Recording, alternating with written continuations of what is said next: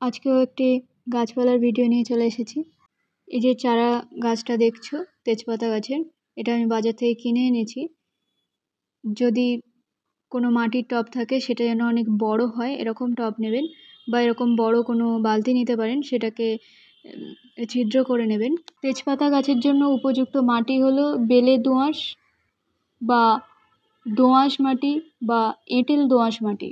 কিন্তু আমি এখানে যেটা নর্মাল গার্ডেনের মাটি আছে সেটাই ইউজ করেছি, আর সেখানে অল্প গোবর সার দিয়েছি। যেহেতু নতুন চারা গাছ রোপণ করেছি আর সেটার এই টবের মধ্যে রোপণ করেছি, এজন্য বেশি শক্তি যাতে পায় তার জন্যই এই গোবর সারটা ইউজ করেছি। আপনার যদি ছাদ বাগান থাকে আর ভাবছেন তেজপাতা গাছ রোপণ করব কি না, এই ভিডিওটা শুধুমাত্র তাদের জন্য। এই ভিডিওটা প্রায় 1 বছরেরও বেশি সময় ধরে তৈরি করা, এটা দেখানোর জন্য যে টবের মধ্যে খুব ভালোভাবে তেজপাতা গাছ রোপণ করতে পারবে, সেটা থেকে তেজপাতাও খুব ভালো পরিমাণেই পাবে। তেজপাতা গাছ রোপণ করার প্রায় 1 মাস পরে আমি প্রথম গাছের কয়েকটা তেজপাতা তুলছি, কারণ অনেক পুরনো তেজপাতা ছিল যেগুলো একদম ডিপ সবুজ হয়ে গেছে, এগুলো তোলার উপযুক্ত হয়ে গেছে, তাই ভাবলাম কয়েকটা তুলে নিই। আরেকটা কথা, আমি কিন্তু আমার ছাদ বাগানে যতগুলো গাছ আছে সব গাছের জন্য সার হিসাবে কিন্তু সবজির খোসাই ইউজ করি। যেহেতু এই গাছগুলো মাটিতে রোপণ করলেই সবচেয়ে বেশি ভালো, অনেক বড় হয়, আর এই গাছগুলোর অনেক শক্তিরও প্রয়োজন হয় যেগুলো মাটি থেকে পায়। কিন্তু আমি যেহেতু টবে রোপণ করেছি, সেহেতু মাটি থেকে যতটা পরিমাণে শক্তি, যতটা পরিমাণে খাবার সংগ্রহ করতে পারতো, টবের মধ্যেই সেটা দেওয়ার চেষ্টা করছি এই সবজি খোসা দিয়ে। গাছের সবজি খোসা দেওয়া সার হিসাবে দুটো ভালো কারণ যেটা আমার কাছে মনে হয় সেটা হলো, এক তো এটা জৈব সার হিসাবে ব্যবহার হবে, এটা মাটির সাথে মিশে মাটিতে পরিণত হয়ে যাবে আর মাটিটাকেও উর্বর করে তুলবে। তেজপাতা গাছের 2 রকমভাবে বংশ বিস্তার হয়, মানে 2 রকমভাবে চারা তৈরি করতে পারো তেজপাতা গাছের।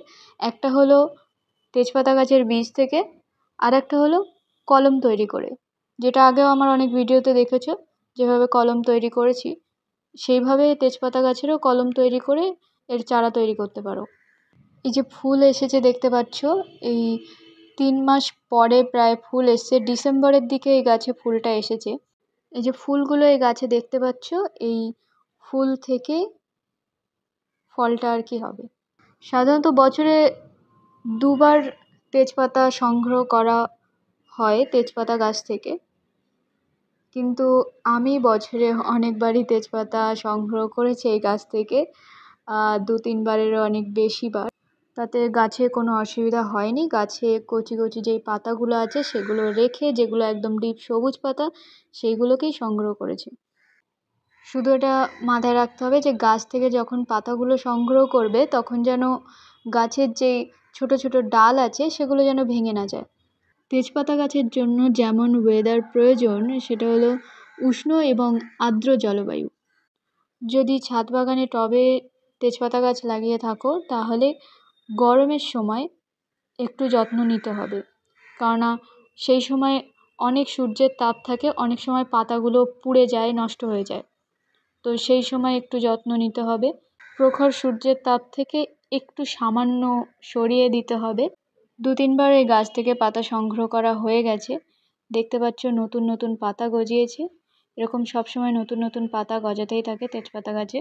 তেজপাতা গাছের কলম করা সবচেয়ে ভালো সেটা হলো চৈত্র মাসের মাঝের দিকে বা বৈশাখ মাস থেকে জ্যৈষ্ঠ মাস, এটা এপ্রিল মে এরকম সম্ভবত পড়বে।